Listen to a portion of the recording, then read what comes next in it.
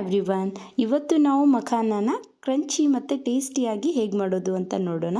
ಇದನ್ನು ನೀವು 6 ತಿಂಗಳ ಮಕ್ಕಳಿಂದನೂ ಕೂಡ ನೋಡ್ಬೋದು ಮತ್ತು ಹೆಲ್ತ್ ಬೆನಿಫಿಟ್ಸ್ ಕೂಡ ತುಂಬಾ ಜಾಸ್ತಿ ಇದೆ. ಇದರಲ್ಲಿ ಪ್ರೋಟೀನ್ ಜಾಸ್ತಿ ಇದೆ ಮತ್ತು ಡಯಟ್ ಮಾಡೋರ್ಗಂದರೆ ತುಂಬಾ ಒಳ್ಳೆಯದು. ಫ್ಯಾಟ್ ಕೂಡ ತುಂಬಾ ಕಡಿಮೆ ಇರುತ್ತೆ. ಅಗೇನ್ ಗ್ಲೈಸೆಮಿಕ್ ಇಂಡೆಕ್ಸ್ ಕಮ್ಮಿ ಇರೋದ್ರಿಂದ ಇದು ಡಯಾಬಿಟಿಸ್ದವ್ರಿಗೆ ತುಂಬಾ ಒಳ್ಳೆಯದು. ಇದನ್ನು ಕೂಡ ರೆಗ್ಯುಲರ್ ಆಗಿ ಯೂಸ್ ಮಾಡ್ಬೋದು. ಮತ್ತು ಇದು ಸ್ಕಿನ್ ಕಿಡ್ನಿ ಕೂಡ ತುಂಬಾ ಒಳ್ಳೆಯದು. ಮತ್ತು ಇದರಲ್ಲಿ ಲೋ ಸೋಡಿಯಂ ಇರೋದ್ರಿಂದ ಬ್ಲಡ್ ಪ್ರೆಷರ್ಗೂ ತುಂಬಾ ಒಳ್ಳೆಯದು. ಸೊ ಓವರಾಲ್ ಆಗಿ ಮಖಾನದಿಂದ ತುಂಬಾ ಬೆನಿಫಿಟ್ಸ್ ಇದೆ. ಇದನ್ನು ಸಹ ನಾವು ಡೈಲಿಯಾಗಿ ಯೂಸ್ ಮಾಡ್ಬೋದು. ಇದು ನೋಡಿ ಈ ಥರ ಮೆತ್ತಗಿದೆ. ಇದನ್ನು ಕ್ರಿಸ್ಪಿ ಮಾಡ್ಕೊಳ್ಳೋಕ್ಕೆ ನಾವು ಸ್ವಲ್ಪನ ತುಪ್ಪ ಹಾಕಿಬಿಟ್ಟು ಇದನ್ನು ಹುರ್ಕೊಳ್ಬೇಕು ಸಣ್ಣ ಫ್ಲೇಮಲ್ಲಿ. ನೋಡಿ ಈಗ ಹೇಗೆ ಕ್ರಿಸ್ಪಿಯಾಗಿ ಬರ್ತಾ ಇದೆ ನೋಡಿ. ಇಷ್ಟು ಕ್ರಿಸ್ಪಿಯಾಗಿ ಬಂದರೆ ಸಾಕು. ಈಗ ಬಂದುಬಿಟ್ಟು ಸಾಲ್ಟೆಡ್ ಮಖಾನಿಗೆ ಸ್ವಲ್ಪ ತುಪ್ಪದಲ್ಲಿ ಸಾಲ್ಟ್ ಹಾಕಿಬಿಟ್ಟು ಮಖಾನ ಹಾಕಿಬಿಟ್ಟು ಸಣ್ಣ ಫ್ಲೇಮಲ್ಲಿ ಹುರ್ಕೊಳ್ಳೋಣ.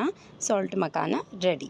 ಸೊ ಎರಡನೇದು ಬಂದುಬಿಟ್ಟು ಸ್ವಲ್ಪ ತುಪ್ಪ ಹಾಕಿ ಅದರಲ್ಲೇ ಖಾರ ಅರಿಶಿನ ಹಾಕಿಬಿಟ್ಟು ಸ್ವಲ್ಪ ಫ್ರೈ ಮಾಡ್ಕೊಳ್ಳೋಣ. ಮತ್ತು ಧನಿಯಾ ಪುಡಿನೂ ಸಹ ಸ್ವಲ್ಪ ಹಾಕಿ ಈ ಥರ ಸಣ್ಣ ಫ್ಲೇಮಲ್ಲಿ ಹುರ್ಕೊಂಡ್ರೆ ನಮ್ಮ ಮಸಾಲ ಮಖಾನ ರೆಡಿ.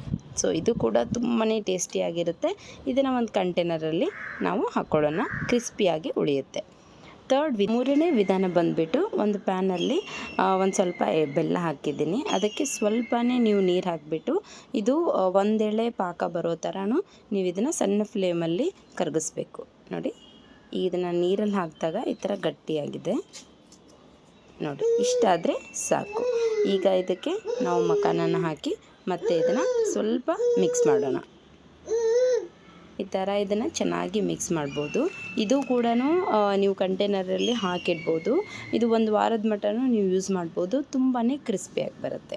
6 ತಿಂಗಳ ಬೇಬಿಗೆ ನೀವೇನು ಮಾಡ್ಬೋದು ಅಂದರೆ ಇದೇ ಮಖಾನನ ನೀವು ಗ್ರೈಂಡ್ ಮಾಡಿಬಿಟ್ಟು ಸಣ್ಣಾಗಿ ಪುಡಿ ಮಾಡಿಕೊಂಡು ನೀವೇನಾದರೂ ರಾಗಿ ಮಾಲ್ಟ್ಸ್ ಈ ಥರ ಮಾಡಿ ಸ್ವಲ್ಪ ಹಾಕೊಂಡ್ಬಿಟ್ರೆ ಸಾಕು. ಮಕ್ಕಳ ಆರೋಗ್ಯ ದೃಷ್ಟಿಯಿಂದನೂ ಕೂಡ ತುಂಬಾ ಒಳ್ಳೆಯದಿರುತ್ತೆ.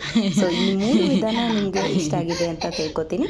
ನೀವು ಕೂಡ ಈ ರೆಸಿಪಿಗಳನ್ನು ಮನೆಯಲ್ಲಿ ಟ್ರೈ ಮಾಡಿ. ತುಂಬಾ ಟೇಸ್ಟಿಯಾಗಿ ಬರುತ್ತೆ. ಈ ರೆಸಿಪಿಗಳು ನಿಮಗೆ ಇಷ್ಟ ಆದಲ್ಲಿ like, share and subscribe. Keep supporting. Thank you.